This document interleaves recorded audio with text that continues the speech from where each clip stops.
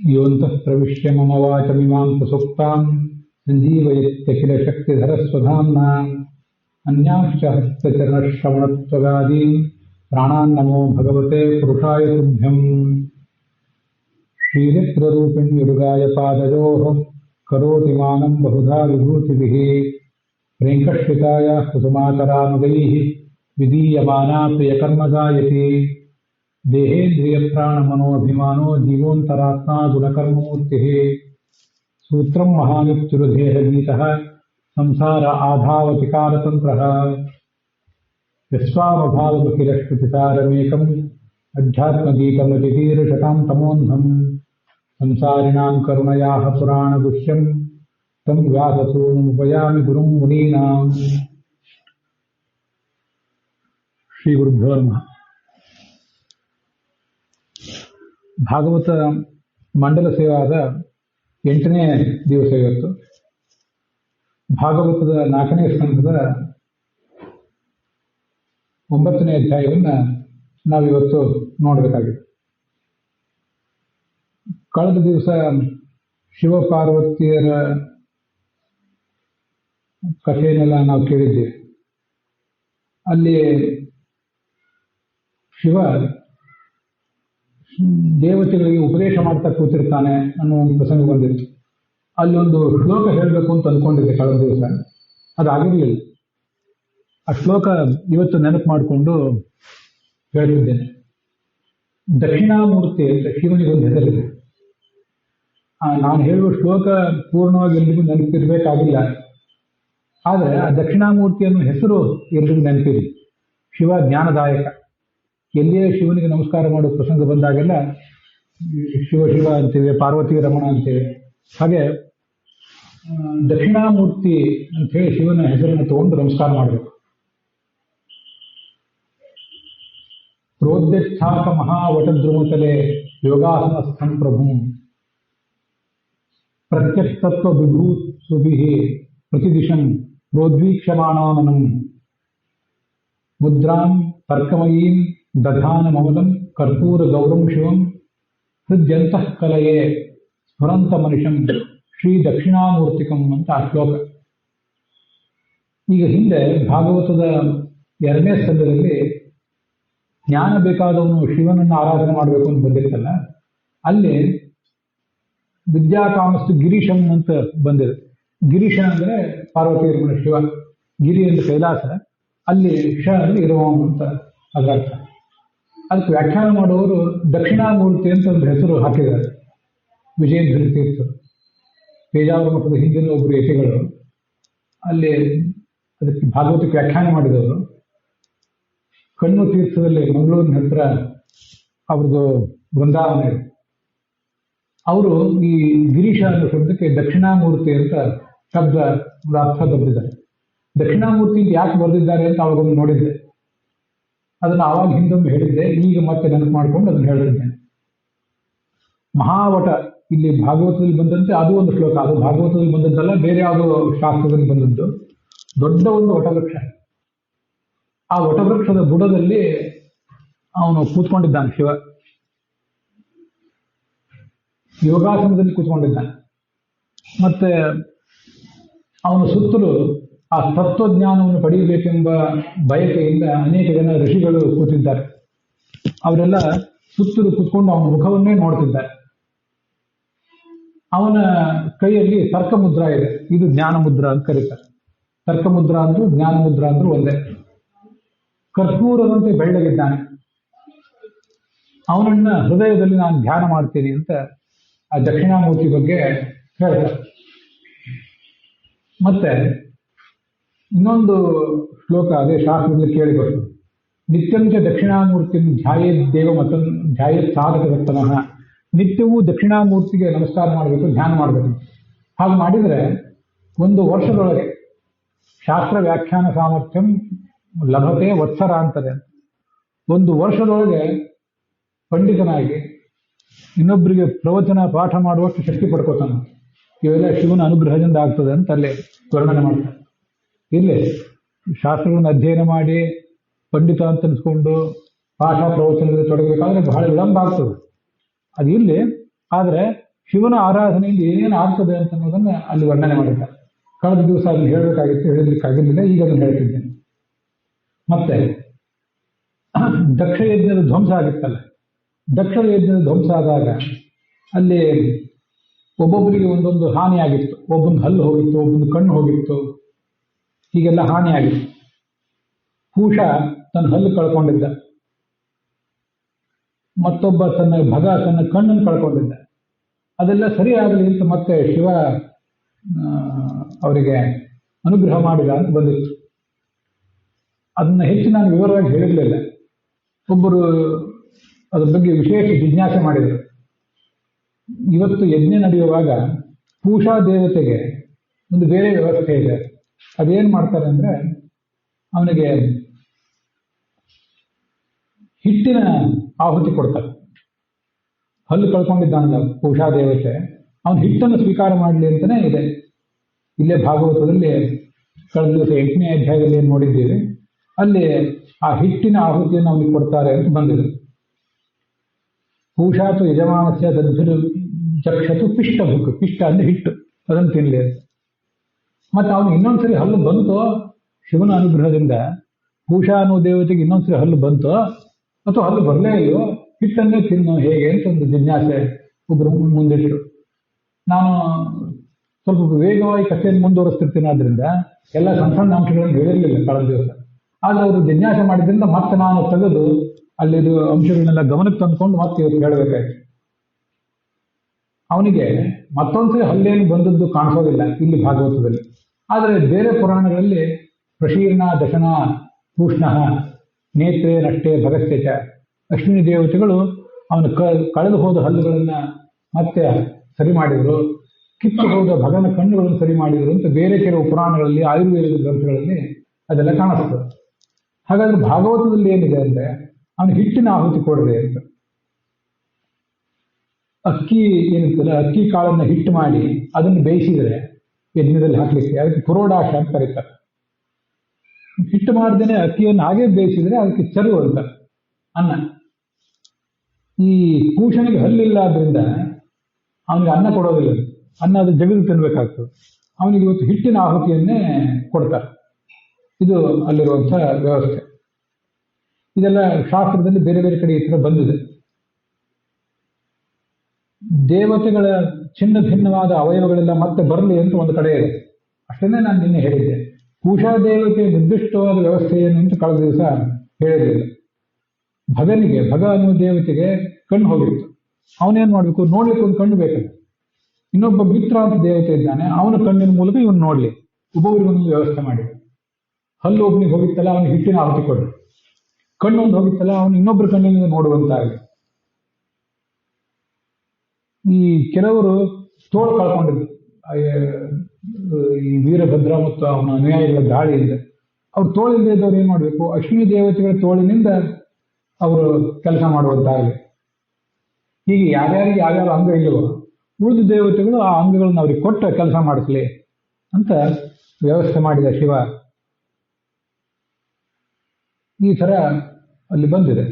ಅದನ್ನು ಕಳೆದ ದಿವಸ ಹೇಳಿರಲಿಲ್ಲ, ಒಬ್ಬರು ಜಿಜ್ಞಾಸೆ ಮಾಡಿದ್ದರಿಂದ ಅವರಿಗೆ ಅದನ್ನು ನಾನು ಹೇಳಬೇಕಾಯ್ತು. ಮತ್ತೆ ದಕ್ಷಿಣಾಮೂರ್ತಿ ಶಿವನ ಶ್ಲೋಕ ಕಳೆದ ದಿವಸ ಹೇಳಿರಲಿಲ್ಲ, ಅದು ನನ್ನ ನೆನಪಿನಿಂದ ಸಂಗ್ರಹ ಮಾಡಿಕೊಂಡು ಮತ್ತೆ ಇವತ್ತು ಹೇಳಿದ್ದೇನೆ. ಆದ್ದರಿಂದ ಎಲ್ಲೇ ಶಿವನಿಗೆ ನಮಸ್ಕಾರ ಮಾಡುವಾಗೆಲ್ಲ ದಕ್ಷಿಣಾಮೂರ್ತಿ ಎಂಬ ಹೆಸರಿನಿಂದ ಅವನಿಗೆ ನಾವು ನಮಸ್ಕಾರ ಮಾಡಬೇಕು. ಇವತ್ತು ಧ್ರುವನ ಚರಿತ್ರೆ ನಾವು ಕೇಳೋರಿದ್ದೇವೆ 9ನೇ ಅಧ್ಯಾಯದಲ್ಲಿ. ಆರಂಭದಲ್ಲಿ ಒಂದು ಶ್ಲೋಕ ಹೇಳಿದೆ. ಆ ಶ್ಲೋಕ ಬಹಳ ಮಹತ್ವದ್ದು. ಮಂಗಳಾಚರಣೆ ರೂಪದಲ್ಲಿ ಅದನ್ನು ಹೇಳಿದ್ದೇನೆ. ಅದರ ಮಹತ್ವ ಏನು ಅಂತ ಮುಂದೆ ಗೊತ್ತಾಗ್ತದೆ. ಈ ಚತುರ್ಮುಖ ಬ್ರಹ್ಮನಿಗೆ ಸನಕ, ಸನಂದನ, ಸನತ್ಕುಮಾರ, ಸನತ್ಸುಜಾತ ಅನ್ನೋ 4 ಜನರು, ನಾರದ, ರಘು, ಹಂಸ ಇವರೆಲ್ಲ ಯಾರ್ಯಾರೋ ಮಕ್ಕಳಿದ್ರು. ಆದ್ರೆ ಅವ್ರು ಯಾರೂ ಮದುವೆ ಮಾಡ್ಕೊಳ್ಳಿಲ್ಲ, ಸಂತಾನ ಬೆಳೆಸಲಿಲ್ಲ. ಆದ್ದರಿಂದ ಈ ಉಳಿದ ಕೆಲವು ದಕ್ಷ ಪ್ರಜಾಪತಿ ಮೊದಲಾದವರು ಸಂತಾನ ಬೆಳೆಸಿದರು. ಸ್ವಯಂಭೂ ಮನು ಅಂತ ಕಳೆದ ದಿವಸ ಈ ಹಿಂದೆ ನಾವು ಒಂದು ಕಥೆ ನೋಡಿದ್ವಿ. ಅವನಿಗೆ ಪ್ರಿಯವೃತ ಮತ್ತು ಉತ್ತಾನಪಾದ ಅಂತ 2 ಮಕ್ಕಳು. ಪ್ರಿಯವೃತನ ಬಗ್ಗೆ ಮುಂದೆ ಬರೋದಿದೆ.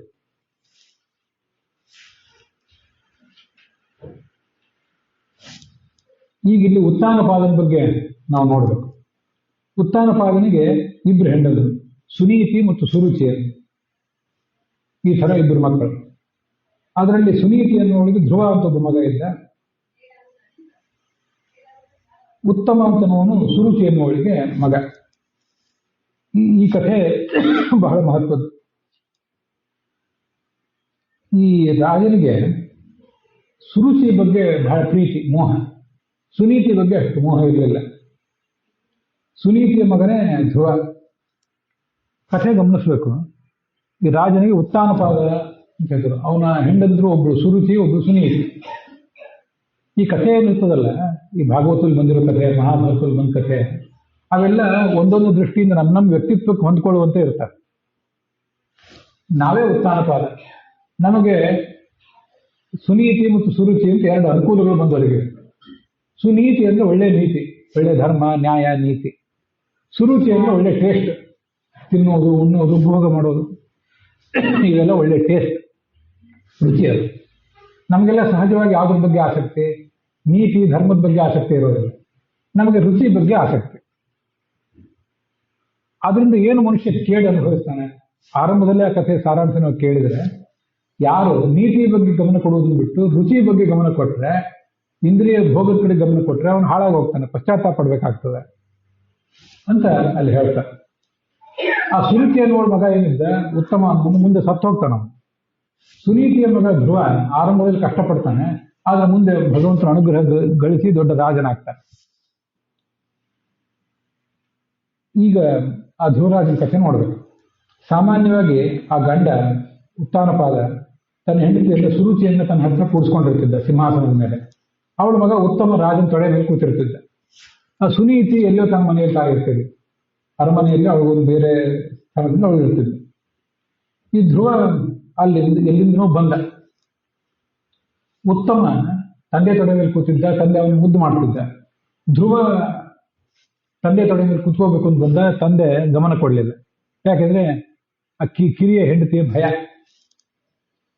ಆವಾಗ ಧ್ರುವ ಏನ್ ಮಾಡಿದ, ರಾಜನ ತೊಡೆ ಇರಬೇಕು ಅಂತ ಬಯಸಿದ. ಅವಳೇ ಸಿಟ್ಟು ಮಾಡಿದ್ದು ಆ ಸುರುಚಿ. ನೀನು ರಾಜನ ಸಿಂಹಾಸನ ಇರಲಿಕ್ಕೆ ಯೋಗ್ಯನಲ್ಲ ಅಂತ ಅವನು ಬೈದ್ಬಿಟ್ಟು. ಯಾಕಂದ್ರೆ ನೀನು ಹೊಟ್ಟೆಯಲ್ಲಿ ಹುಟ್ಟಿಲ್ಲ, ನಿನಗೇನು ಗೊತ್ತಿಲ್ಲ, ಬೇರೆ ಯಾರ್ದೋ ಹೆಂಗಸಿನ ಹೊಟ್ಟೆಯಲ್ಲಿ ಹುಟ್ಟಿದೀನಿ ನೀನು. ನಿನಗೆ ಈ ಭಾಗ್ಯ ಎಲ್ಲಿಂದ ಬಂದಿತ್ತು? ದೇವ್ರನ್ನ ಒಲಿಸ್ಕೊಂಡು ಬಾ ನೋಡೋಣ. ರಾಜ ಸಿಂಹಾಸನ ಇರಬೇಕು ಅಂತಿದ್ರೆ ದೇವರನ್ನು ಒಲಿಸ್ಕೊಂಡು ಬಾ, ಮುಂದೆ ನನ್ನ ಹೊಟ್ಟೆಯಲ್ಲಿ ಹುಟ್ಟಿ ಬಾ ಅಂತ ಅವನಿಗೆ ಈ ಮಾತನ್ನು ಕೇಳಿ ತುಂಬಾ ನೋವಾಯ್ತು. ಆ ಚಿಕ್ಕ ಮಗುವಿಗೆ, 5 ವರ್ಷದ ಮಗುವಿಗೆ ತುಂಬಾ ನೋವಾಯ್ತು. ತಂದೆ ನೋಡ್ತಾನೆ ಇದ್ದಾನೆ, ತಂದೆ ಒಂದು ಮಾತು ಆಡ್ಲಿಲ್ಲ. ಹೆಂಡತಿ ಭಯ. ಅಳ್ತಾ ತಾಯಿ ಹತ್ರ ಹೋದ. ಅವಳು ತನ್ನ ತೊಡೆ ಮೇಲೆ ಕೂಡಿಸ್ಕೊಂಡು ಏನಾಯ್ತು ಅಂತ ಕೇಳಿದ್ಲು. ಅನೇಕ ಸರಿ ಸವತಿಯಿಂದ ಅವಳಿಗೆ ನೋವಾಗಿತ್ತು, ಆದ್ರೆ ಇದೊಂದು ಪರಾಕಾಷ್ಠೆ ನೋವಿಂದ ತುಂಬಾ ಸಂಕಟಪಟ್ಲು ಅವಳು. ಅವಳಿಗೆ ಸವತಿ ಮಾತನ್ನ ನೆನೆದು ತುಂಬಾ ದುಃಖ ಆಯಿತು. ಹತ್ತಳು. ಹೌದು, ಆ ಮಗುವಿಗೆ ಹೇಳಿದ್ಲು, ನೀನು ಇನ್ನೊಬ್ರಿಗೆ ಯಾವತ್ತೂ ಕೇಡು ಮಾಡಬೇಡ, ಇನ್ನೊಬ್ರಿಗೆ ದುಃಖ ಮಾಡಬೇಡ. ನೀನು ಇನ್ನೊಬ್ರಿಗೆ ದುಃಖ ಕೊಟ್ರೆ ನೀನು ದುಃಖ ಉಣಬೇಕಾಗ್ತದೆ. ಸುರುಚಿ ಹೇಳಿದ್ದು ಸರಿ ಇದೆ. ನನ್ನ ಸವತಿ ಮಹಾರಾಜ ನನ್ನನ್ನು ಹೆಂಡತಿ ಅಂತನೂ ಸ್ವೀಕಾರ ಮಾಡಲಿಕ್ಕೂ ಅವನಿಗೆ ನಾಚಿಕೆ, ಹೆಂಡತಿ ಅಂತ ನನ್ನನ್ನು ಒಪ್ಕೊಳ್ಳಿಕ್ಕೂ ನಾಚಿಕೆ ಅವನಿಗೆ. ಅಂಥ ದುರದೃಷ್ಟವಂತಳು ನಾನು. ನನ್ನ ಹೊಟ್ಟೆಯಲ್ಲಿ ಹುಟ್ಟಿದ್ದೆ, ನಾನು ಹಾಲು ಕುಡಿದು ಬೆಳೆದಿದ್ದೆ.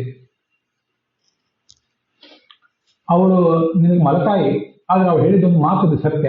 ಭಗವಂತನನ್ನು ಆರಾಧನೆ ಮಾಡು, ಸಿಂಹಾಸನ ಏರುತ್ತೆ. ಅದರಂತೆ ಮಾಡು ಅಂದ್ಬಿಟ್ಲು ಅವಳು. ಚಿಕ್ಕ ವಯಸ್ಸಿನ 5 ವಯಸ್ಸಿನ ಮಗುವಿಗೆ ಆ ಥರ ಮಾಡು ಅಂತ ಹೇಳಿದ್ರು. ಎಷ್ಟೆಷ್ಟೋ ಜನ ದೊಡ್ಡ ದೊಡ್ಡ ಜ್ಞಾನಿಗಳೆಲ್ಲ ಭಗವಂತನ ಆರಾಧನೆ ಮಾಡಿ ಏನೇನೋ ಪಡೆದಿದ್ದಾರೆ. ನೀನು ತಪಸ್ಸು ಮಾಡು ಅಂತದ್ದು. ಈ ಕಡೆ ಆ ಮಗು ಊರಿಗೆ ಹೊರಡ್ತು, ಊರು ಬಿಟ್ಟು ಹೊರಡ್ತದೆ. ಇದೆಲ್ಲ ನಾರದರಿಗೆ ಗೊತ್ತಾಯ್ತು. ನಾರದರು ಅಲ್ಲಿ ಕಲಹ ಮಾಡಿಸೋರು ನಮ್ಗೆ ಗೊತ್ತಿರ್ತದಲ್ಲ, ಇದು ನೋಡ್ಬೇಕು ಅವ್ರ ವ್ಯಕ್ತಿತ್ವ ಹೇಗೆ. ಅವ್ರಿಗೆಲ್ಲ ಗೊತ್ತಾಗ್ತದೆ ಎಲ್ಲಿ ನಡೆದದ್ದೇನು, ತಾನು ಎಲ್ಲಿ ಹೋಗ್ಬೇಕು, ಏನ್ ಮಾಡ್ಬೇಕು ಅಂತ ಗೊತ್ತಿರ್ತದೆ. ಓಡಿ ಬಂದ್ರು. ಬಂದು ಅವನ ತಲೆಯಲ್ಲಿ ಹೀಗೆ ಮುಟ್ಟಿದ್ರು, ಪೂರ್ಣ ಅನುಗ್ರಹ ಮಾಡಿದ್ರು. ಏನು ಮಗುವಿಂದು ಶಕ್ತಿ ಅಂತ ಹೇಳಿದ್ರು. 5 ವರ್ಷದ ಮಗುವಿಗೆ ಮಾನ ಅಪಮಾನ ಏನು ಗೊತ್ತಾಗೋದಿಲ್ಲ ಕೆಲವು ಮಕ್ಕಳಿಗೆ, ಎಷ್ಟೋ ಮಕ್ಕಳಿಗೆ ಗೊತ್ತಾಗೋದಿಲ್ಲ. ಇದಕ್ಕೀಗ ಆ ಅವಮಾನ ಸಹಿಸ್ಲಿಕ್ಕಾಗದೆ ದೇವರನ್ನು ನೋಡ್ತೀನಿ ಅಂತ ಹೊರಟಿದೆಯಲ್ಲ. ಹೇಳಿದ್ರು, ಸಂಪತ್ ಸಮೃದ್ಧವಾದ ಆ ಅರಮನೆಯನ್ನು ಬಿಟ್ಟು ಹೊರಟಿದ್ದೀಯಲ್ಲ, ನಿನ್ಗೆ ಯಾರಾದ್ರೂ ಅವಮಾನ ಮಾಡಿದ್ರ ಏನಾಯ್ತು? ಅವನು ಹೇಳಿದ, ತಾವು ಜ್ಞಾನಿಗಳು, ಯೋಗಿಗಳು, ನಿಮ್ಗೆ ಗೊತ್ತಾಗದೇ ಇರೋದೇನಿದೆ, ಆದರೂ ನಿಮಗೆ ನನ್ನ ಕಥೆ ಬೇಕು ಅಂತಿದ್ರೆ ಹೇಳ್ತೇನೆ. ನನ್ನ ಮರತಾಯಿ ನನಗೆ ಈ ಥರ ಮಾತಾಡಿದ್ಲು. ಅದಕ್ಕೆ ಅವರೊಂದು, ಇದೆಲ್ಲ ಏನು ಮಾನ ಅಪಮಾನ, ನಿಮ್ಗೆ ಏನು ತಿಳಿತದೆ ಸಣ್ಣ ಹುಡುಗ ನೀನು, ಇದ್ರ ಬಗ್ಗೆ ಯಾಕೆ ತಲೆ ಕೆಡಿಸ್ಕೋತಿ? ಒಮ್ಮೆ ಹೀಗೆ ಮಾತಾಡ್ತಾರೆ, ಹಾಗೊಂದು ಮಾತಾಡ್ತಾರೆ, ಆಟ ಆಡ್ಕೊಂಡು ಇರ್ಬೇಕಾದ ಮಗು ನೀನು, ಈಗೇನು ವನವಾಸಕ್ಕೆ ಹೊರಟಿದ್ದಿ ಅಂತ ಅವರೊಂದು. ಶತ್ರು ಮಿತ್ರ ಇದ್ರ ಬಗ್ಗೆ ಎಲ್ಲ ಆಲೋಚನೆ ಮಾಡಬೇಡ ಈಗ ನೀನು ಅಂತ ಅವ್ರು ಸಮಾಧಾನ ಹೇಳಿದ್ರು. ಅದು ಇವನು ಹೇಳಿದ, ನನಗೆ ಇವತ್ತು ಮನಸ್ಸಿಗೆ ತುಂಬಾ ಘಾಸಿ ಆಗಿದೆ, ನನಗೆ ನೀವು ಮತ್ತೆ ಅರಮನೆಗೆ ಹೋಗು ಅಂತ ಹೇಳಬೇಡಿ, ಭಗವಂತನನ್ನು ಹೇಗೆ ಕಾಣುವುದು, ಹೇಗೆ ತಪಸ್ಸು ಮಾಡುವುದನ್ನು ಹೇಳಿದೆ ಸಾಕು, ನನಗೆ ಅದೇ ಬೇಕಾಗಿದೆ, ಬೇರೆ ಏನು ಹೇಳಬೇಡ್ರಿ ಅಂತ ಹಠ ಮಾಡಿದ ಅವ್ರ ಮುಂದೆ. ನೀವು ಚತುರ್ಮುಖನ ಮಗ, ಯಾವತ್ತೂ ಆ ವೀಣೆಯನ್ನು ನುಡಿಸ್ತಾ ಎಲ್ಲ ಕಡೆ ಸಂಚಾರ ಮಾಡ್ತಾ ಇದ್ದೀರಿ. ಆವಾಗ ನಾರದರು ಹೇಳಿದರು, ಆಯ್ತು, ನಿನಗೆ ವಾಸುದೇವ ರೂಪದ ಭಗವಂತ ವರ ಕೊಡ್ತಾನೆ, ಅವನನ್ನು ಆರಾಧನೆ ಮಾಡು. ಹಿಂದೆ ಅನೇಕ ದಿನ ಅವನನ್ನೇ ಜ್ಞಾನಿಗಳು ಆರಾಧನೆ ಮಾಡಿದ್ದಾರೆ, ಅವನ ಸುಂದರವಾದ ಸ್ವರೂಪವನ್ನು ವರ್ಣನೆ ಮಾಡ್ತೀನಿ ಅಂತ ಅವನ ಪೀತಾಂಬರ ಹುಟ್ಟದ್ದು, ಶಂಖ ಚಕ್ರ ಇತ್ಯಾದಿಗಳನ್ನು ಹುಟ್ಟದ್ದು, ಅದನ್ನೆಲ್ಲ ಅವರು ಅವನಿಗೆ ಧ್ಯಾನ ಮಾಡಿಕೊಟ್ರು. ಮಂತ್ರ ಹೇಳ್ತೇನೆ, ಅದನ್ನು ಧ್ಯಾನ ಮಾಡು. 7 ದಿವಸದೊಳಗೆ ಅವನವನ ಶಕ್ತಿಗೆ ಅನುಸಾರವಾಗಿ 7 ದಿವಸದೊಳಗೆ ಅವನಿಗೆಲ್ಲ ಸಿಗಬೇಕಾದ್ದೆಲ್ಲ ಸಿಗ್ತದೆ. ಆದ್ದರಿಂದ ನೀನು ಆ ಭಗವಂತನನ್ನು ಈ ಮಂತ್ರದಿಂದ ಆರಾಧನೆ ಮಾಡು. ಗಡ್ಡೆ ಗೆಣಸು ಇತ್ಯಾದಿ ಅರಣ್ಯದಲ್ಲಿ ಏನು ಸಿಗ್ತದೆ ಅದನ್ನು ತಂದು ಭಗವಂತನ ಆರಾಧನೆ ಮಾಡು. ಶಿಲೆಯ ವಿಗ್ರಹ ತಗೋ, ಅಥವಾ ಒಂದು ಸ್ಥಂಡಿಲ ಅಂತಾರೆ ಈ ಮಂಡಲ, ಅದರೊಳಗಾದ್ರೂ ಭಗವಂತನ ಆರಾಧನೆ ಮಾಡು. ಹಿತಮಿತವಾದ ಆಹಾರ ಇರಲಿ, ಅದನ್ನ ಭಗವಂತನಿಗೆ ಅರ್ಪಣೆ ಮಾಡ್ತಾ ನೀನು ಭೋಜನ ಮಾಡು. ಇಷ್ಟೆಲ್ಲ ಹೇಳಿದ ಮೇಲೆ ಅವನು ಅವರಿಗೆ ಪ್ರದಕ್ಷಿಣೆ ಮಾಡಿದ. ಪ್ರದಕ್ಷಿಣೆ ಮಾಡಿ ಅಲ್ಲಿಂದ ಮಧುವನ ಅಂತ ಒಂದು ಪ್ರದೇಶ, ಅಲ್ಲಿಗೆ ಹೋದ. ಈ ಕಡೆ ಅವನ ತಪಸ್ಸಿಗೆ ಹೋದ್ಮೇಲೆ ಈ ನಾರದರು ಉತ್ತಾನಪಾದನ ಮನೆಗೆ ಬಂದರು. ಅವನು ಸತ್ಕಾರ ಮಾಡಿದ. ಏನೋ ದೊಡ್ಡ ಚಿಂತೆ ಮಾಡ್ಕೊಂಡು ಕೂತಂಗೆ ಕಾಣಿಸ್ತದಲ್ಲ ನೀನು, ಏನಾಗಿದೆ ಅಂತ ಕೇಳಿದೆ. ಅವನು ಹೇಳಿದ, ನಾನು ಈ ಚಿಕ್ಕ ರಾಣಿಗೆ ವಶ ಆಗಿ ಅನ್ಯಾಯ ಮಾಡಿಬಿಟ್ಟೆ, ನನ್ನ ಮಗುವಿಗೆ, ನನ್ನ ಹಿರಿಯ ಹೆಂಡತಿಗೆ. ಅದೆಲ್ಲಿ ಹೋಯ್ತೋ ಏನೋ, ಕಾಡಿನಲ್ಲಿ ಮಲಗಿರ್ತದೆ, ಮುಖ ಬಾಡಿಸ್ಕೊಂಡು ಮಲಗಿರ್ತದೆ, ಯಾವುದೋ ತೋಳೋ ಹುಲಿಯೋ ಅದ್ರ ಬಾಯಿಗೆ ಬಲಿಯಾದ ಗತಿ ಏನು ನೋಡಿ. ನಾನು ಸ್ತ್ರೀವಶ ಆಗಿ ಹೆಣ್ಣಿಗೆ ದಾಸನಾಗಿ ನನ್ನ ಮಗು, ನನ್ನ ಹೊಟ್ಟೆಯಿಂದ ಹುಟ್ಟಿದ ಮಗು, ನಾನು ಕೂಡಿಸ್ಕೊಳ್ಳಿಕ್ಕೆ ನಾನು ಹಿಂದಿರದೆ ಅಂತ ಒಂದು ಸಂಕಟ ಹೇಳ್ಕೊಂಡ. ಅದಕ್ಕೆ ಹೇಳಿದ, ನೀನೇನು ಕಾಪಾಡೋದು ನಿನ್ನ ಮಗುವನ್ನ, ಸ್ವಯಂ ಭಗವಂತನೇ ಕಾಪಾಡ್ತಾನೆ, ಅವನ ಕೀರ್ತಿ ಎಲ್ಲ ಕಡೆ ಹರಡ್ತದೆ, ನೀನು ಶೋಕ ಮಾಡಬೇಡ. ನಿನ್ನ ಮಗು ದೊಡ್ಡ ದೊಡ್ಡ ಲೋಕಪಾಲಕರು ಇಂದ್ರಾದಿಗಳಿಗೂ ಮಾಡಲಿಕ್ಕಾಗದೇ ಕೆಲಸ ಮಾಡ್ತದೆ, ನಿನ್ನ ಬಳಿ ಅದು ಬರ್ತದೆ ಮತ್ತೆ ಅಂತ ಅವನು ನಾರವರು ಆಶೀರ್ವಾದ ಮಾಡಿ ಅವನಿಗೆ ಅಲ್ಲಿ ಹೊರಟೋದು. ಅದರಂತೆ ಧ್ರುವ ಏನ್ ಮಾಡಿದ, ಅಲ್ಲಿ ಯಮುನಾ ನದಿ, ಇದು ಪ್ರಾಯ ಇವತ್ತಿನ ಮಥುರಾ ಇತ್ಯಾದಿ ಇದೆಯಲ್ಲ ಉತ್ತರ ಪ್ರದೇಶ, ಅದರ ಸಮೀಪದ ಪ್ರದೇಶ ಅಂತ ಕಾಣಿಸ್ತದೆ. ಅದ್ರ ಮುಂದೆ ಇನ್ನೊಂದ್ಸರಿ ವಿಸ್ತಾರವಾಗಿ ಭಾಗವತ ಪ್ರವಚನ ಮಾಡುವಾಗ ಹೇಳ್ತೇನೆ. ಅಲ್ಲಿ ಪರಮಪುರುಷ ಭಗವಂತನ ಆರಾಧನೆ ಮಾಡಿದ. 3 ದಿವಸಕ್ಕೊಂದ್ಸರಿ ಬೇಲದ ಹಣ್ಣು ಮತ್ತು ಬೋರೆ ಹಣ್ಣು ಇದನ್ನೆಲ್ಲ ತಿಂತಿದ್ದ. ಶರೀರ ಧಾರಣೆಗೆ ಎಷ್ಟು ಬೇಕೋ ಅಷ್ಟೇ ತಿಂತಿದ್ದ, ಹೊಟ್ಟೆ ತುಂಬ ತಿಂತಿದ್ದ ಅಂತಿಲ್ಲ. 1 ತಿಂಗಳು ಕಳೆದ. 2ನೇ ತಿಂಗಳು ಕಳೆದ ಮೇಲೆ 6 ದಿನ, 3 ದಿನಗಳಿಗೊಮ್ಮೆ ತಿಂತಿದ್ದನ್ನ 6 ದಿನಗಳಿಗೊಮ್ಮೆ ತಿನ್ನೋದು ಮಾಡಿ. ಎಲ್ಲ ನಾರದರು ಅವನಿಗೆ ಹೇಳಿದ್ದಿರ್ಬೇಕು ಅಂತ ಹೇಳದೇ ಇರ್ಬೋದು, ಆರಾಧನೆ ಮಾಡಿದ. 3ನೇ ತಿಂಗಳು ಬಂತು, 9 ದಿನಗಳಿಗೊಂದ್ಸರಿ ತಿಂತಿದ್ದ, 8 ದಿವಸ ಉಪವಾಸವೇ ಇರ್ತಿದ್ದ, ಭಗವಂತನ ಆರಾಧನೆ ಮಾಡಿದ. ಮತ್ತೆ ಮುಂದೆ 4ನೇ ತಿಂಗಳು ಬಂತು, 12 ದಿನಗಳಿಗೊಮ್ಮೆ ಕೇವಲ ಗಾಳಿ ಸ್ವೀಕಾರ ಮಾಡಿ ತೊಡಗಿದೆ. ಹಣ್ಣು ಬಿಟ್ಟ, ಗಾಳಿ ಸ್ವೀಕಾರ ಮಾಡಿ ಪ್ರಾಣಾಯಾಮ ಮಾಡಿ ಭಗವಂತನ ಆರಾಧನೆ ಮಾಡ್ತಿದ್ದ. ಅದಕ್ಕೆ ಕೆಲವು ನಿರ್ದಿಷ್ಟ ಪ್ರಾಣಾಯಾಮಗಳಿವೆ. 5ನೇ ತಿಂಗಳು ಬಂತು, ಕೂತಿದ್ದವನು ಎದ್ದು ನಿಂತ, ಒಂಟಿ ಕಾಲಿನ ಮೇಲೆ ನಿಂತು ಭಗವಂತನ ಆರಾಧನೆ ಮಾಡಲಿಕ್ಕೆ ತೊಡಗಿದೆ. ಆವಾಗ ದೇವತೆಗಳು ಭಗವಂತನ ಈ ಧ್ರುವನ ತಪಸ್ಸಿ ವಿಘ್ನ ಮಾಡಬೇಕು ಅಂತ ಬಂದರು. ಕೃತಕವಾದ ಸರ್ಪ, ಹಾವು, ಮತ್ತೆ ಸಿಂಹ, ಆನೆ, ಪಿಶಾಚಿ ಅದನ್ನೆಲ್ಲ ಅವನಿಗೆ ತೋರಿಸಿದ್ರು. ಆದರೆ ಅವನದು ನೋಡಲೇ ಇಲ್ಲ. ಸಮಾಧಿ ಸ್ಥಿತಿ ಅದು, ಹೊರಗಿದ್ದು ಕಾಣಿಸೋದೇ ಇಲ್ಲ ಅವನಿಗೆ. ಮತ್ತೇನನ್ನು ನೋಡಲೇ ಇಲ್ಲ, ಒಳಗೆ ಭಗವಂತನ ರೂಪ ಮಾತ್ರ. ರಾಜಕುಮಾರ ಒಂಟಿ ಕಾಲ್ ಮೇಲೆ ನಿಂತಿದ್ನಲ್ಲ, ಹೆಬ್ಬೆರಳು ಹಿಂಗೆ ಪ್ರೆಸ್ ಮಾಡ್ತಿದ್ನಲ್ಲ ಭೂಮಿನೇ ನಡುಗುತ್ತಿತ್ತದು. ದೊಡ್ಡ ಆನೆ ಒಂದನ್ನು ದೋಣಿಗೆ ಯಾರಾದ್ರು ಏರಿಸಿದ್ರೆ, ಆನೆ ಈ ಕಡೆ ಬಂದ್ರೆ ದೋಣಿ ಈ ಕಡೆ ವಾಲ್ತದೆ, ಆನೆ ಆ ಕಡೆ ಹೋದ್ರೆ ದೋಣಿ ಆ ಕಡೆ ವಾಲ್ತದೆ. ಅದಂತೂ ಇವನ ಭಾರಕ್ಕೆ 3 ಲೋಕವೇ ನಡುಗಲಿಕ್ಕೆ ತೊಡಗಿತ್ತು ಅಂತ ಹೇಳ್ತಾರೆ. ವಸ್ತುತಃ ಇದು ದೇಹದ ಭಾರ ಅಲ್ಲ, ಇದು ತಪಸ್ಸಿನ ಭಾರ. ಅದು ತಾಕತ್ತು, ಒಳಗಿನ ಅಂತಃಸತ್ವ, ಅದರ ಭಾರ. ಮತ್ತೆ ಪ್ರಾಣಾಯಾಮ ಮಾಡಿ ಧ್ಯಾನ ಮಾಡ್ತಿದ್ದಾನೆ. ದ್ವಾರಂ ನಿರುದ್ಧ್ಯಾಸು ಅನನ್ಯ ಧಿಯ. ಪ್ರಾಣಾಯಾಮ ಮಾಡೋದು ಅಂದ್ರೆ ಈಗ ಅನುಲೋಮ ವಿಲೋಮ ಪ್ರಾಣಾಯಾಮ ಇದನ್ನ ಮಾಡ್ತೀವಿ ನಾವು, ಕಪಾಲಭಾತಿ ಇತ್ಯಾದಿ. ಇದರಲ್ಲಿ ವಾಯುವನ್ನು ಒಳಗೆ ತಡೆ ಹಿಡಿದಿರೋದಿಲ್ಲ. ಆದರೆ ಇನ್ನೂ ಕೆಲವು ಪ್ರಾಣಾಯಾಮಗಳಿವೆ. ಅದನ್ನ ಆಚಮನ ಮಾಡಿ, ಪ್ರಾಣಾಯಾಮ ಮಾಡಿ, ಸಂಕಲ್ಪ ಮಾಡಿ ಅಂತಾನೆ ಎಲ್ಲ ಕಡೆ ಕೇಳಿಸ್ತಿರ್ತಾರೆ. ಈಗಲೂ ಅದನ್ನು ಕುಂಭಕ ಮಾಡಬೇಕು ನಾವು. ಒಳಗೆ ಒಂದ್ಸರಿ ಹೊರಗೆ ವಾಯು ಹೊರಗೆ ಬಿಟ್ಟು, ಆಮೇಲೆ ಒಳಗೆ ವಾಯು ತಗೊಂಡು, ಆಮೇಲೆ ಅದನ್ನು ಒಳಗೆ ತಡೆ ಹಿಡಿಬೇಕು. ಅದಕ್ಕೆಲ್ಲ ಇಷ್ಟಿಷ್ಟು ಪ್ರಮಾಣ ಅಂತಿದೆ. ಒಳಗೆ ತಡೆ ಹಿಡಿದಾಗ ಅದನ್ನು ಅಂತಃ ಕುಂಭಕ ಅಂತಾರೆ. ಕುಂಭ ಅಂದ್ರೆ ಗಡಿಗೆ, ಒಳಗೆ ಉಸಿರು ತುಂಬಿದಂತೆ ಅದು ಗಡಿಗೆ. ಹೊರಗೆ ಗಾಳಿ ಬಿಟ್ಟು ಹಾಗೆ ತಡೆ ಹಿಡಿದ್ರೆ ಅದು ಬಹಿ ಕುಂಭಕ. ಗಡಿಗೆ ಖಾಲಿ ಆಗಿದೆ, ಅದು ಪ್ರಾಣಾಯಾಮ. ಇಂಥವೆಲ್ಲ ಪ್ರಾಣಾಯಾಮ ಮಾಡಲಿಕ್ಕೆ ತೊಡಗಿದ, ಉಸಿರು ತಡೆ ಹಿಡಿದು ನಿಲ್ಲಿಸಿಬಿಟ್ಟಿದ್ದೆ. 3 ಲೋಕದ ಉಸಿರೇ ಕಟ್ಟಾಗಿಬಿಟ್ಟು. ಧ್ರುವ ಏನು ಲೋಕಪಾಲಕ ಅಲ್ಲ, ಇಂದ್ರ, ಅಗ್ನಿ, ವರುಣ ಇತ್ಯಾದಿ ದೊಡ್ಡ ದೊಡ್ಡ ದೇವತೆಗಳು ಸಮಾನ ಏನಲ್ಲ. ಆದರೆ ಕೆಲವು ಬಾರಿ ಆ ಮನಸ್ಸಿನ ನೋವು, ದೇವರನ್ನು ಕಾಣಬೇಕು ಅನ್ನೋ ಉತ್ಕಟತೆ, ಭಗವಂತ ಅವನಿಗೆ ಆ ಸಮಯದಲ್ಲಿ ಮಾಡಿದ ಅನುಗ್ರಹ, ಅಂಥವೆಲ್ಲ ಕೆಲವು ಕಾಲ ಮಾಡ್ತಾರೆ. 3 ಲೋಕದ ಮೇಲೆ ಪರಿಣಾಮ ಆಗ್ತದೆ ಇವೆಲ್ಲ ಮಾತುಗಳು. ದೇವತೆಗಳಿಗೆ ಹೆದರಿ ಭಗವಂತನನ್ನ ಶರಣ ಹೋದ್ರು. ಆವಾಗ ಅವನು ಹೇಳಿದ, ಯಾರೂ ಹೆದರಬೇಡಿ, ಉತ್ತಾನಪಾದನ ಮಗ ಧ್ರುವ ತಪಸ್ಸು ಮಾಡ್ತಿದ್ದಾನೆ, ನಾನು ಅಲ್ಲಿ ಹೋಗ್ತೇನೆ, ತಪಸ್ಸು ನಿಲ್ಲಿಸ್ತೇನೆ, ನಿಮ್ಗೇನೂ ಆಗೋದಿಲ್ಲ, ನೀವು ಹೆದರಬೇಡಿ ಅಂತ ಅವನ್ನೆಲ್ಲ ಕಳಿಸಿದ್ರು. ಮುಂದೆ ಧ್ರುವನನ್ನ ನೋಡಬೇಕು ಅಂತ ಮಧುವನಕ್ಕೆ ಬಂದ. ಇವನು ಕಣ್ಮುಚ್ಚಿ ಒಳಗಿನ ಹೃದಯ ಕಮಲದಲ್ಲಿ ಭಗವಂತನನ್ನ ಕಾಣ್ತಿದ್ದ. ಈ ಹೊರಗಡೆ ಭಗವಂತ ನಿಂತಾಗ ಆ ಭಗವಂತ ಏನ್ ಮಾಡಿದ, ಗಮನಿಸಿದ, ಇವನು ಒಳಗೆ ಭಗವಂತನನ್ನು ಕಾಣುತ್ತಿದ್ದಾನೆ. ಭಗವಂತ ಒಳಗೂ ಇದ್ದಾನೆ, ಹೊರಗೂ ಇದ್ದಾನೆ. ಧ್ಯಾನ ಮಾಡುವುದು ಅಂದ್ರೆ ಒಳಗಿದ್ದ ಭಗವಂತನ ರೂಪವನ್ನು ಕಾಣುವುದು. ಈ ಹಂತದಲ್ಲಿ ಭಗವಂತನ ಸಾಕ್ಷಾತ್ಕಾರ ಕೊಳ್ಳುವ ಹಂತದಲ್ಲಿ ಅಂತ ಒಂದು ತೀವ್ರತೆ ಬಂದಿರ್ತದೆ ಧ್ಯಾನಕ್ಕೆ. ಹೀಗೆ ಧ್ಯಾನ ಮಾಡ್ತಾ ಕೂತಾಗ ಒಳಗಿನ ರೂಪ ಕಣ್ಮರೆ ಆಗಿಬಿಡ್ತಲ್ಲ, ಭಗವಂತನೇ ಮಾಡಿದ್ದ. ಕಣ್ಮರೆ ಆದ್ಮೇಲೆ ಅವನಿಗೆ ಆಶ್ಚರ್ಯ ಅನಿಸ್ತು, ಇದಕ್ಕಿರಿಗೆ ನನ್ನ ಧ್ಯಾನಕ್ಕೆ ಯಾಕೆ ವಿಘ್ನ ಬಂತು. ಬೇರೆ ದೊಡ್ಡ ವಯಸ್ಸಿನ ಋಷಿಗಳಾಗಿದ್ರೆ ಅಪ್ಸರೆಯರನ್ನು ಯಾರ್ಯಾರನ್ನ ಕಳಿಸ್ತಿದ್ರೇನೋ ದೇವತೆಗಳು, ಅವ್ರು ಯಾರು ಬಂದಿಲ್ಲ. ಇದೆ ಚಿಕ್ಕ ಮಗುವಿಗೆ ಅಪ್ಸರೆಯರು ಯಾರು ಮತ್ತೆ ಗಂಧರ್ವರು ಅವರಿಂದ ಆಗ್ಬೇಕಾದ್ದೇನಿಲ್ಲ. ಅದಕ್ಕೆ ಹುಲಿ, ಸಿಂಹ, ಭೂತ, ಪ್ರೇತ ಅದನ್ನು ನೋಡಿ ಹೆದರಿಸಿದ್ರು. ಆದ್ರೆ ಮಗುವಿಗೆ ಹೆದರ್ಲಿಲ್ಲ. ಆದ್ರೆ ಒಳಗೆ ರೂಪ ಕಣ್ಮರೆ ಆದ್ಕೊಂಡು ಕಣ್ ತೆರೆದು ನೋಡ್ಬೇಕಾಯ್ತು. ಹೊರಗೆ ಭಗವಂತನ ರೂಪ ಕಾಣಿಸಿತು. ನೆಲದ ಮೇಲೆ ಅವನಿಗೆ ನಮಸ್ಕಾರ ಮಾಡಿದ. ಮತ್ತೆ ಭಗವಂತನನ್ನ ಏನೋ ಸ್ತೋತ್ರ ಮಾಡಬೇಕು ಅಂತ ಹೋದ, ಆದ್ರೆ ಬಾಯಿನ ಮಾತೇ ಬರಲಿಲ್ಲ.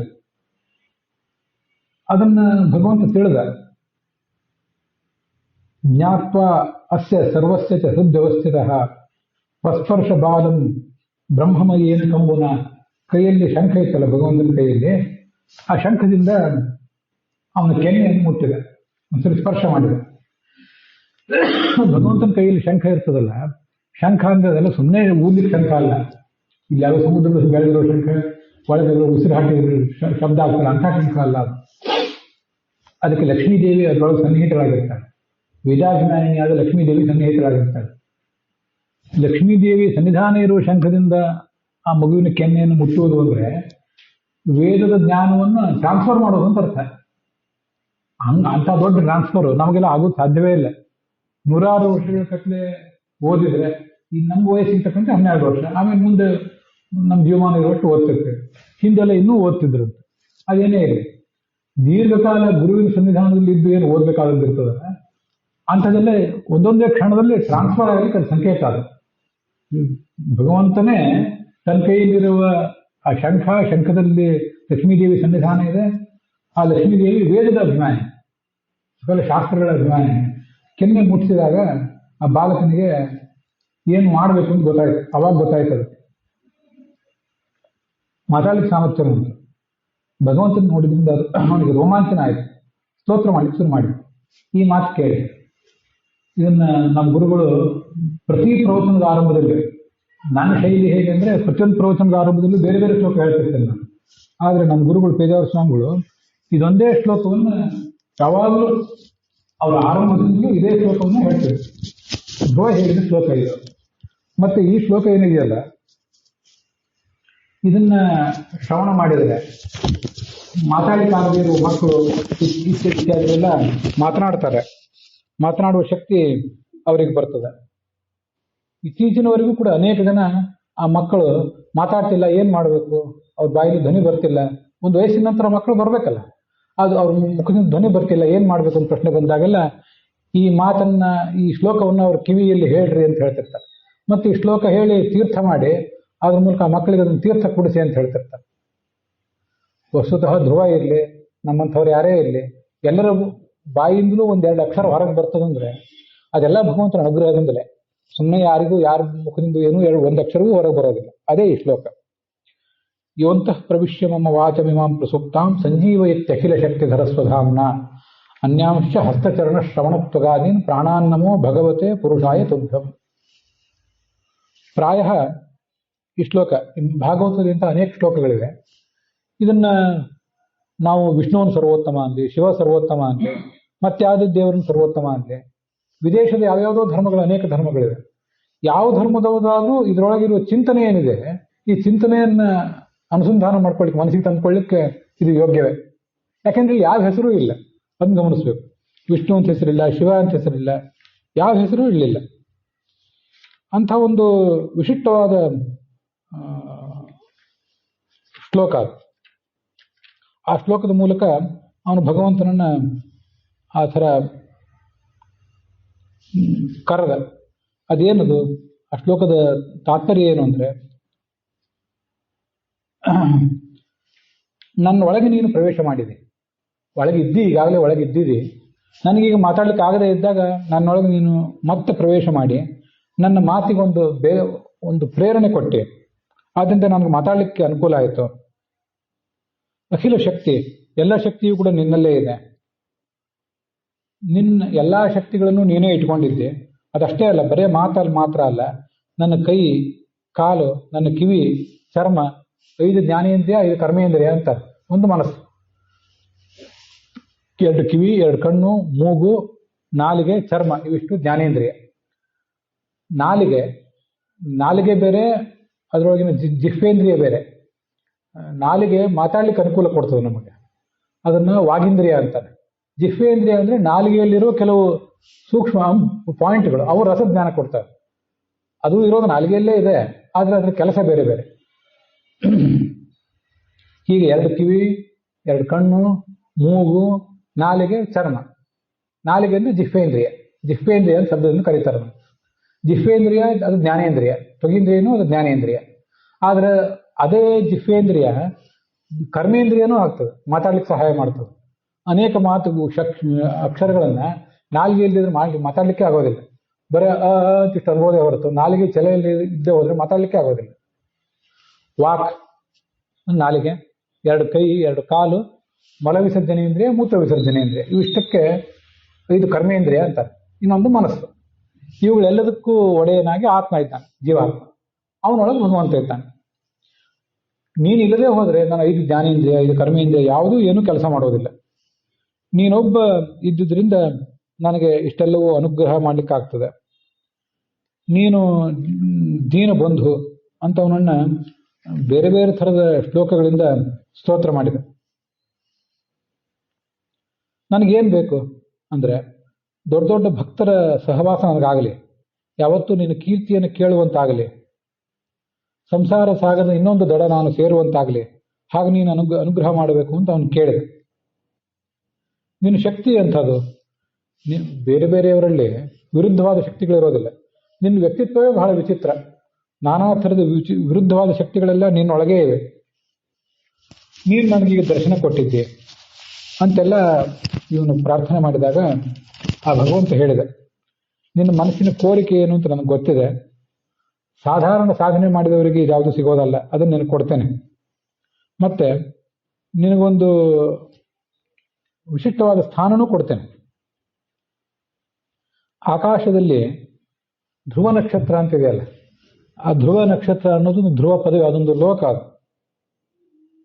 ಅದು ಭ್ರಾಜಿಷ್ಣು ಧ್ರುವಕ್ಷಿಕೆ, ಬಹಳ ಧ್ರುವ ನಕ್ಷತ್ರ ಅದು ಎಲ್ಲದಕ್ಕೂ ಕೂಡ ಕೇಂದ್ರ.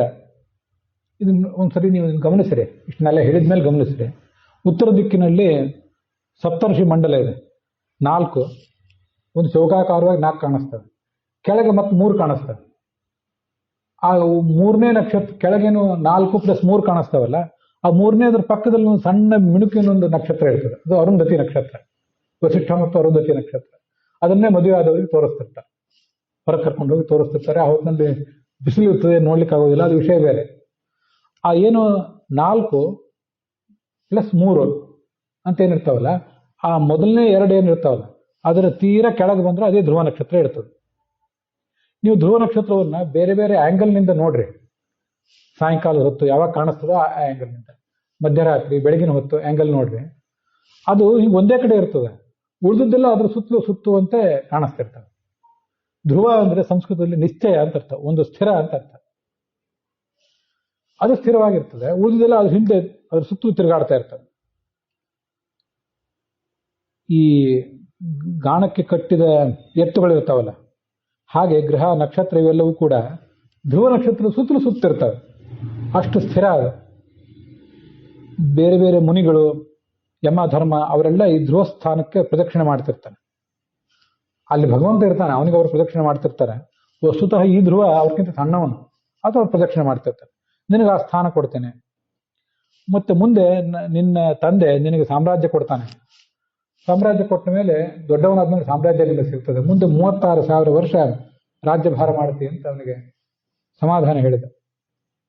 ಹೇಳಿ ಆ ಪದವಿ ಕೊಟ್ಟು ಮರಣ ಕಾಲದಲ್ಲಿ ನನ್ನ ನೆನಪು ಮಾಡಿಕೊಂಡು ಆ ಧ್ರುವ ಲೋಕದ ಆಧಿಪತ್ಯ ಹೊಂದತಿ ಅಂತ ಅವನಿಗೆ ಭಗವಂತ ಹೇಳಿ ತನ್ನ ಲೋಕಕ್ಕೆ ಹೊರಟೋದ. ಮುಂದೆ ಆ ಮಗುವಿಗೆ ಸ್ವಲ್ಪ ಬೇಸರ ಅನಿಸ್ತು. ಅದೇನಂದ್ರೆ, ನಾನು ಏನೋ ಕೇಳಬೇಕಾಗಿತ್ತು ಭಗವಂತನನ್ನ, ಅದು ಬಿಟ್ಟು ಏನೋ ಸಾಮ್ರಾಜ್ಯ ಪಡ್ಕೊಂಡಂತ ಆಯ್ತಲ್ಲ, ಇನ್ನೂ ಹೆಚ್ಚಿನದನ್ನು ಕೇಳಬೇಕಾಗಿತ್ತು. ನನಗೆ ಇಂಥ ಒಂದು ಬುದ್ಧಿ ಮೋಹ ಯಾಕೆ ಬಂತು? ನನ್ನ ಮನಸ್ಸಿನಲ್ಲಿ ಇದ್ದದ್ದು, ಅವನು ಬಾಯಿ ಬಿಟ್ಟು ಹೇಳಿದ್ದಿಲ್ಲ, ಆದ್ರೆ ಮನಸ್ಸಿನಲ್ಲಿ ಇದ್ದದ್ದು ಸಿಂಹಾಸನ ಏರಬೇಕು ಅಂತ. ಅದೇ ಜಿದ್ದಿನಿಂದ ನಾನು ಹೊರಗೆ ಬಂದದ್ದು ಮನೆ ಬಿಟ್ಟು. ಅದನ್ನು ಭಗವಂತ ನಾನು ಕೊಟ್ಟ. ಆದ್ರೆ ಭಗವಂತನ ಸನ್ನಿಧಾನವನ್ನು ನಾನು ಕೇಳಲಿಲ್ಲಲ್ಲ, ನನಗೆ ಹೀಗೆ ಯಾಕಾಯ್ತು ಅಂತ ಅವನು ಸ್ವಲ್ಪ ಬೇಸರ ಮಾಡ್ಕೊಂಡ. ಒಬ್ಬ ರಾಜನ ಹತ್ರ ಹೋಗಿ ಬಂಗಾರನ ಮತ್ತೇನೋ ಮುತ್ತು ವಜ್ರ ರತ್ನ ಕೇಳುವುದನ್ನು ಬಿಟ್ಟು 1-2 ಕಿಲೋ ಅಕ್ಕಿ ಕೊಡ್ರಿ ಅಂತ ಕೇಳಿದಂಗಾಯ್ತು. ನಾನೆಂಥ ಅನ್ಯಾಯ ಮಾಡಿಬಿಟ್ಟೆ ಅಂತ ಅನ್ಕೊಂಡ. ಇಲ್ಲೊಂದು ಸಂಗತಿ ಇದೆ, 5 ವರ್ಷದ ಮಕ್ಕಳೆಲ್ಲ ಧ್ರುವನಂತೆ ಆಗೋದಿಲ್ಲ, ಕಾಡಿಗೆ ಹೋದ್ರೆ ತಪಸ್ ಮಾಡ್ಲಿಕ್ಕೂ ಆಗೋದಿಲ್ಲ. 5 ಅಲ್ಲ 50 ವಯಸ್ಸಿನ ಮಧ್ಯ ವಯಸ್ಕರಿಗೂ ಆಗೋದಿಲ್ಲ. ಈ ಎಲ್ಲದಕ್ಕೂ ಒಂದು ಹಿನ್ನೆಲೆ ಇರ್ತದೆ. ನಾವು ಸ್ವಿಚ್ ಹಾಕಿದ ಕೂಡಲೇ ಲೈಟ್ ಹತ್ತದಲ್ಲ, ಫ್ಯಾನ್ ತಿರುಗುತ್ತದಲ್ಲ, ಕರೆಂಟು ಎಲ್ಲಿಯೋ ತಯಾರಾಗಿರ್ತದೆ, ಯಾವಾಗೋ ತಯಾರಾಗಿದ್ದ ಕರೆಂಟ್, ಯಾವುದೋ ಜಲಪಾತ ಟರ್ಬೈನ್, ಅಲ್ಲಿ ಕರೆಂಟ್ ತಯಾರಾಗಿರ್ತದೆ. ಅದು ಯಾವ್ದಾವ್ದ್ರ ಮೂಲಕ ಟ್ರಾನ್ಸ್ಫಾರ್ಮರ್ಗಳ ಮೂಲಕ ಹಾಯ್ದು ಬಂದು ನಮ್ಮ ಮನೆಯಲ್ಲಿ ಸಂಗ್ರಹಿತ ಆಗಿರ್ತದೆ.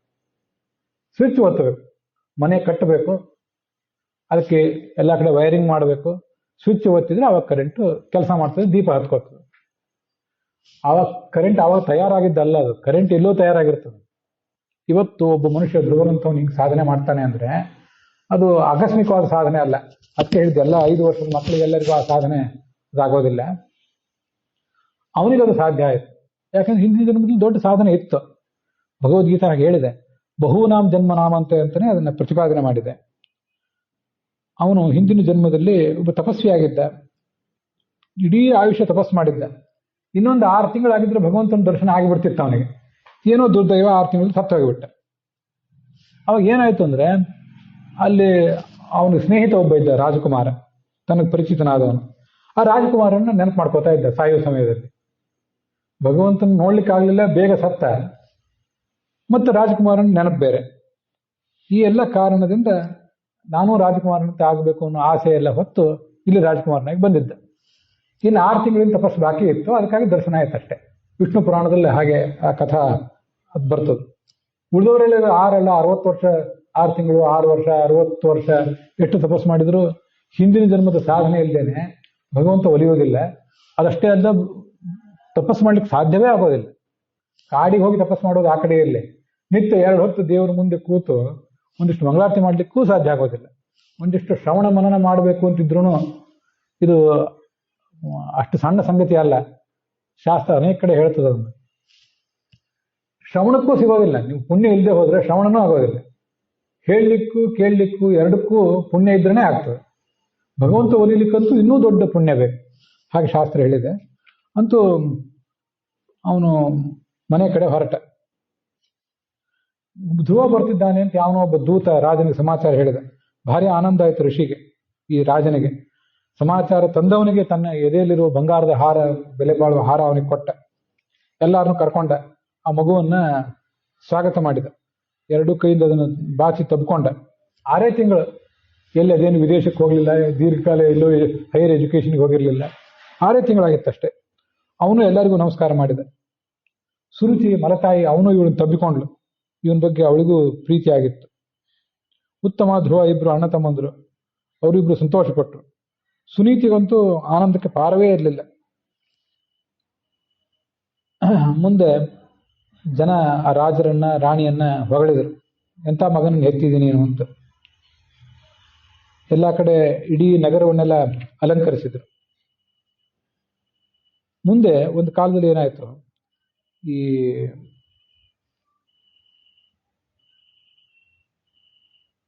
ಉತ್ತಾನಪಾದ ತನ್ನ ಮಗನನ್ನ, ಇವನನ್ನೇ ಧ್ರುವನನ್ನೇ ರಾಜನನ್ನಾಗಿ ಮಾಡಿದ.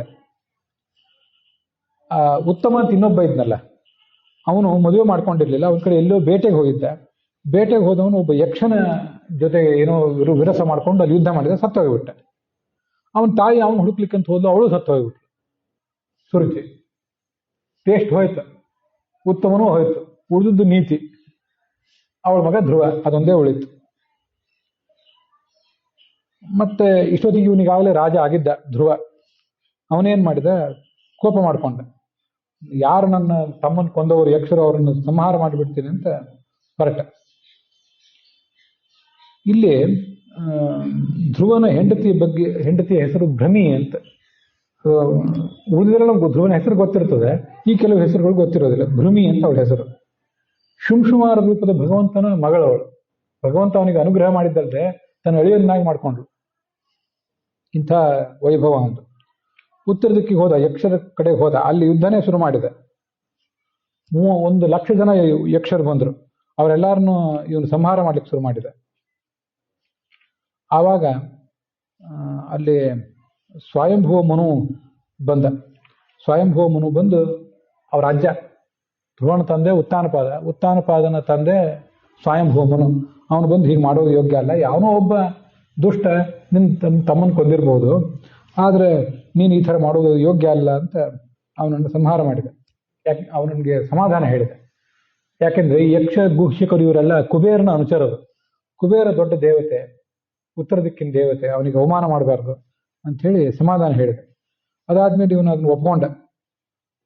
ಮುಂದೆ ಆ ಕುಬೇರನು ಅಲ್ಲಿಗೆ ಬಂದು ಅವನಿಗೆ ಸಮಾಧಾನ ಹೇಳಿದ.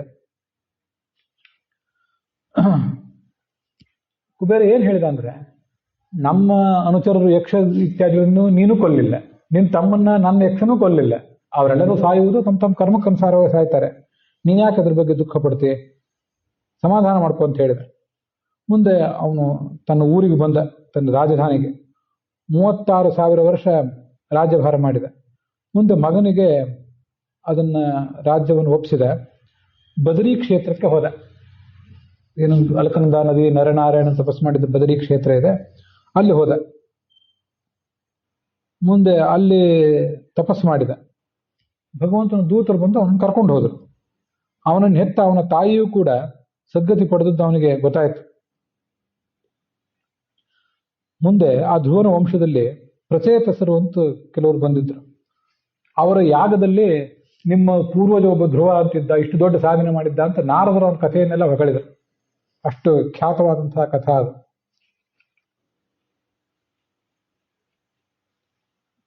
ಈ ಕಥೆಯನ್ನು ನಿನಗೆ ಹೇಳಿದ್ದೀನಿ, ಮೈತ್ರೇಯ ವಿದುರನಿಗೆ ಹೇಳಿದ್ರು. ಈ ಕಥೆ ಮಹತ್ವ ಎಷ್ಟು ಅಂದ್ರೆ, ಇದನ್ನು ಕೇಳಿದರೆ ಧನ, ಸಂಪತ್ತು, ಯಶಸ್ಸು, ಆಯುಷ್ಯ ಇದೆಲ್ಲನೂ ಸಿಗ್ತದೆ. ಇದು ಪಾಪನಾಶಕನೂ ಹೌದು. ಭಗವಂತನ ಕಥೆಯನ್ನು ಕೇಳುವುದೆಲ್ಲವೂ ಪಾಪನಾಶಕವೇ. ಅದರಲ್ಲಿ ಭಗವಂತನ ಭಕ್ತರ ಭಾಗವತರ ಕಥೆ ಕೇಳುವುದು ಇಷ್ಟು ಮಹತ್ವದ್ದು. ಶೀಲ, ಉತ್ತಮ ಸ್ವಭಾವ, ನಿಮಗೇನು ಬೇಕೋ ಅದೆಲ್ಲವೂ ಬರ್ತದೆ. ಇದನ್ನ ಬೆಳಗಿನ ಹೊತ್ತು ಮತ್ತು ಸಾಯಂಕಾಲದ ಹೊತ್ತು ಭಗವದ್ಭಕ್ತರು ಕೂತಲ್ಲಿ ಇದನ್ನು ಹೇಳಬೇಕು. ವಿಶೇಷವಾಗಿ ಇದನ್ನು ಹೇಳಲಿಕ್ಕೆ ಕೆಲವು ದಿನಗಳಿವೆ. ಹುಣ್ಣಿಮೆ, ಅಮಾವಾಸ್ಯೆ, ದ್ವಾದಶಿ, ಶ್ರವಣ ನಕ್ಷತ್ರ, ಮತ್ತೆ ದಿನಕ್ಷಯ ಅಂತ ಒಂದಿರ್ತದೆ. ಕೆಲವು ಸರಿ ತಿಥಿ ಕ್ಷೀಣ ಆಗಿ ಹೋಗಿರ್ತದೆ. ವ್ಯತಿಪಾತ ಮೊದಲಾದ ಯೋಗಗಳು, ಸಂಕ್ರಮಣ ಅದು ಇದ್ದಾಗ, ಭಾನುವಾರ, ಇದನ್ನೆಲ್ಲ ಇಂಥ ಸಂದರ್ಭಗಳಲ್ಲಿ ಹೇಳಿದರೆ ಅದಕ್ಕೆ ಇನ್ನೂ ಹೆಚ್ಚಿನ ಫಲ. ಅಂಥದ್ದು ಯಾವುದೂ ಈಗ ಇಲ್ಲ. ಆದರೂ ಇದನ್ನು ಹೇಳುವುದು, ಧ್ರುವನ ಕಥೆಯನ್ನು ಹೇಳುವುದು ಒಂದು ಬಹಳ ಮಹತ್ವದ ಸಂಗತಿಯೇ. ಧ್ರುವನ ಮಗ ಉತ್ಕಲ ಅಂತ ಒಬ್ಬ ಇದ್ದ. ಅವನ ಸ್ವಭಾವ ಎಂಥದ್ದು ಅಂದ್ರೆ ದೊಡ್ಡ ವಿರಕ್ತ ಅವನು. ಆದರೆ ಅವನಿಗೆ ಇದು ಯಾವುದೂ ಬೇಕಾಗೇ ಇರಲಿಲ್ಲ. ಸಾಮ್ರಾಜ್ಯ ಇತ್ಯಾದಿ ಯಾವುದೂ ಬೇಕಾಗಿಲ್ಲ. ಹುಚ್ಚನಂತೆ ವರ್ತನೆ ಮಾಡ್ತಿದ್ದ. ಈ ಹುಚ್ಚನ್ನೇನು ಸಿಂಹಾಸನದಲ್ಲಿ ಕೂಡಿಸೋದು ಅಂತ ಕಿರಿಯ ಮಗ ವತ್ಸರ ಅಂತಿದ್ದ. ಅವನನ್ನು ಸಿಂಹಾಸನದಲ್ಲಿ ಕೂಡಿಸಿದ್ರು ಎಲ್ಲರೂ ಕೂಡ. ಅವನ ವಂಶದಲ್ಲಿ ಅಂಗ ಅಂತ ಒಬ್ಬ ರಾಜ ಇದ್ದ. ಅಂಗ ಎಂಬ ರಾಜನಿಗೆ ಮಕ್ಕಳಾಗಿರಲಿಲ್ಲ. ಅವನೊಂದು ಯಜ್ಞ ಮಾಡಿದ. ಯಜ್ಞ ಮಾಡಿದಾಗ ಅವನದೇನು ದುರದೃಷ್ಟವೋ ಏನೋ, ಅಲ್ಲಿ ವೇನ ಅಂತ ಒಬ್ಬ ದುಷ್ಟ ಹುಟ್ಟಿದ, ಮಹಾದುಷ್ಟ. ಅದಕ್ಕೆ ಕಾರಣ ಏನಂದ್ರೆ, ಆ ವೇನನ ತಾಯಿ ಸುನೀತಾ ಅಂತ ಒಬ್ಬಳಿದ್ಲು. ಅವಳು ಒಬ್ಬ ರಾಕ್ಷಸನ ಮಗಳು. ಅವಳು ಸಜ್ಜನಳೆ, ಆದ್ರೆ ಅವಳ ತಂದೆ ರಾಕ್ಷಸ. ಆ ಅಜ್ಜನ ದೋಷದಿಂದಾಗಿ ಮೊಮ್ಮಗ ಇಂಥ ದುಷ್ಟ ಸ್ವಭಾವದನಾಗಿ ಹುಟ್ಟಿದ ಅಂತ ವರ್ಣನೆ ಮಾಡ್ತಾರೆ. ಈ ಮಗ ಎಷ್ಟು ದುಷ್ಟನಾಗಿದ್ದ ಅಂದ್ರೆ, ಅವನ ಮಗನನ್ನು ನಿಯಂತ್ರಿಸ್ಲಿಕ್ಕೆ ಆಗ್ಲಿಲ್ಲ ತಂದೆಗೆ. ಪ್ರಜೆಗಳಿಗೆ ಸಂಕಟ ನೋಡೋದಕ್ಕಾಗದೆ ಒಂದ್ ದಿವಸ ರಾತ್ರೋರಾತ್ರಿ ಊರೇ ಬಿಟ್ಟು ಹೋಗಿಬಿಟ್ಟ ಅಪ್ಪ ಅಂಗರಾಜ. ರಾಜ್ಯದಲ್ಲಿ ಎಲ್ಲಾ ಕಡೆ ಕಳ್ಳರು, ರಾಜನೇ ನೀಚ, ಎಲ್ಲರೂ ಕಳ್ಳಕಾಕರ ಹಾವಳಿ ಎಲ್ಲಾ ಕಡೆ ಹರಡ್ಲಿಕ್ಕೆ ತೊಡಗಿತ್ತು. ಮತ್ತೆ ಅವನು ತಾನು ತನ್ನಷ್ಟಕ್ಕೆ ದುಷ್ಟ ಆಗಿದ್ದ ಮಾತ್ರ ಅಲ್ಲದೇನೆ, ಯಜ್ಞಯಾಗಾದಿಗಳನ್ನ ಯಾರು ಮಾಡ್ತಿದ್ರೆ, ಭಗವಂತನ ಪೂಜೆ ಯಾರಾದ್ರೂ ಮಾಡ್ತಿದ್ರೆ ಅದನ್ನ ಯಾವುದನ್ನು ಮಾಡಬೇಡ್ರಿ ಅಂತ ಘೋಷಣೆ ಮಾಡಿದ. ಮುನಿಗಳು ಬಂದ್ರು, ಅವನಿಗೆ ಎಚ್ಚರ ಕೊಟ್ಟರು, ಹೀಗೆಲ್ಲ ಮಾಡಬಾರ್ದು, ನೀನು ನಿನ್ನ ರಾಜ್ಯದಲ್ಲಿ ಯಜ್ಞಯಾಗ ಇತ್ಯಾದಿಗಳು ನಡೆದ್ರೆ ಅದರಿಂದ ರಾಜ್ಯಕ್ಕೂ ಒಳ್ಳೇದು, ನಿನಗೂ ಒಳ್ಳೇದು. ಅವನು ಸಿಟ್ಟು ಮಾಡಿ, ನಾನೇ ದೇವರು, ನನ್ನ ಬಿಟ್ಟು ಇನ್ಯಾವ ದೇವರಿದ್ದಾನೆ ಅಂತ ಅವ್ರನ್ನೆಲ್ಲ ಬೈದ. ಆವಾಗ ಅವರಿಗೆಲ್ಲ ಕೋಪ ಬಂದು ಅವ್ರೇನ್ ಮಾಡಿದ್ರು, ಅವ್ರೇನು ಆಯುಧ ತಗೋಬೇಕಾಗಿಲ್ಲ ಮುನಿಗಳು. ಒಂದ್ಸರಿ ಹುಂಕಾರ ಮಾಡಿದ್ರು, ಜೋರಾಗಿ ಆರ್ಭಟ ಮಾಡಿದ್ರು. ಆ ಹುಂಕಾರದಿಂದ ಅವನು ಸುಟ್ಟು ಬೂದಿಯಾಗಿ ಹೋಗಿಬಿಟ್ಟ. ಅವನು ಸತ್ತು ಬಿದ್ದ ಕೂಡಲೇ ಇನ್ನು ವಂಶ ಮುಂದುವರಿಬೇಕಲ್ಲ, ಏನ್ ಮಾಡ್ಬೇಕು? ಆ ವೇನನ ಸತ್ತ ಶರೀರ ಇತ್ತಲ್ಲ, ಆ ಶರೀರವನ್ನ ಉಜ್ಜಿದ್ರು, ಚೆನ್ನಾಗಿ ತಿಕ್ಕಿದಾಗ ಆ ತೊಡೆಯಿಂದ ಒಬ್ಬ ಪಾಪಿಷ್ಠ ಒಬ್ಬ ಹುಟ್ಟಿದ.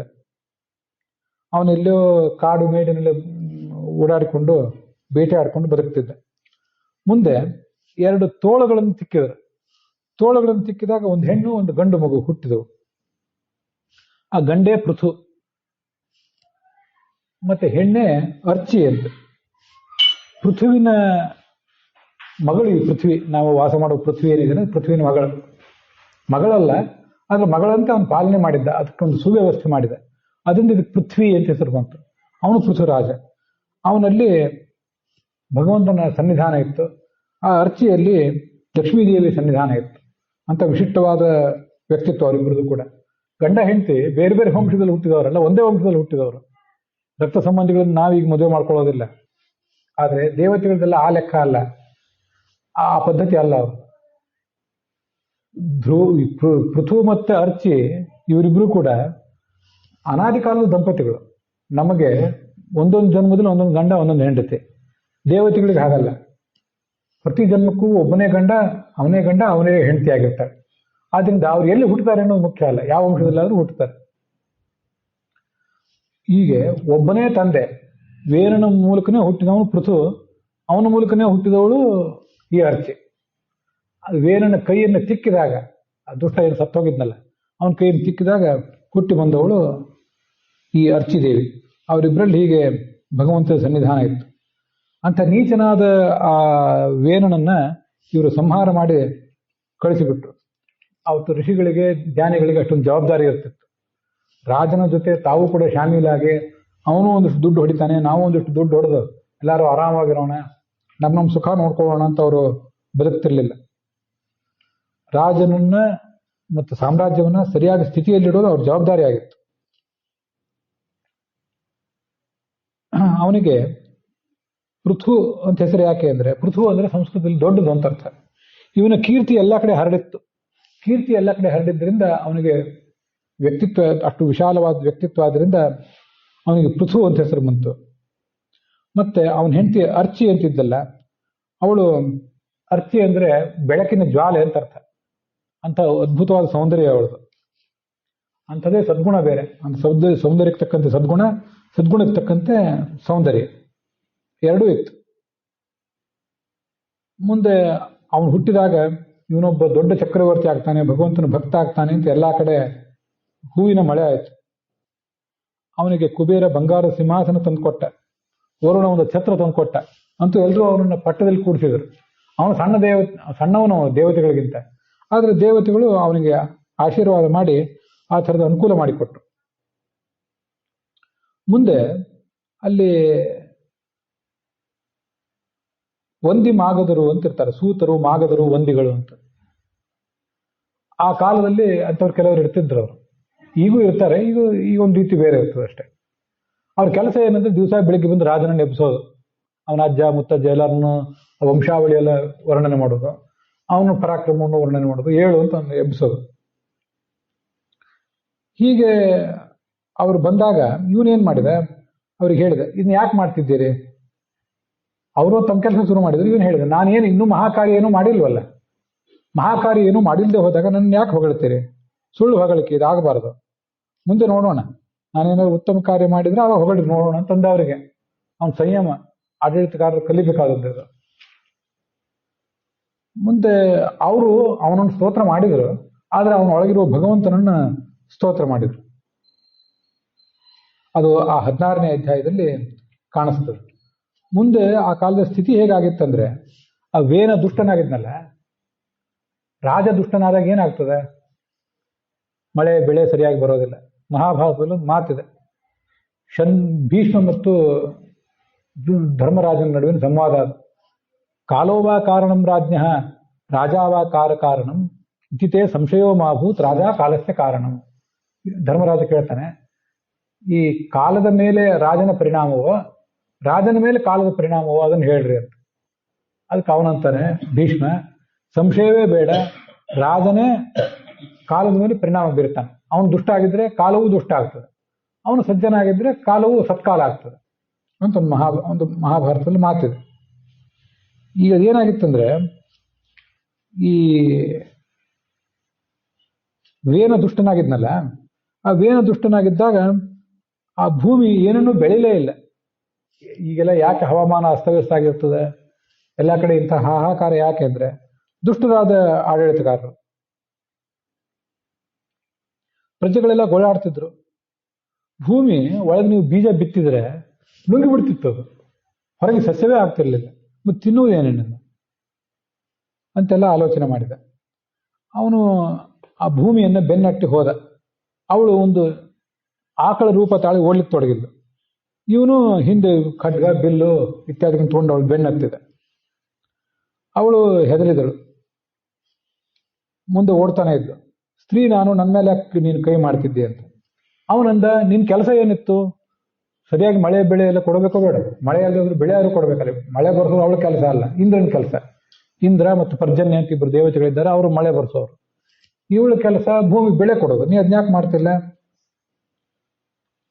ನೀನು ಈ ಥರ ಮಾಡದಿರೋದ್ರಿಂದ ನಾನು ನಿನ್ನನ್ನೀಗ ಸದೆ ಬಡಿಬೇಕಾಗಿದೆ, ನಿನಗೊಂದು ಪಾಠ ಕಲಿಸ್ಬೇಕಾಗಿದೆ, ರಾಜನ ಕರ್ತವ್ಯ ನಾನಿದು.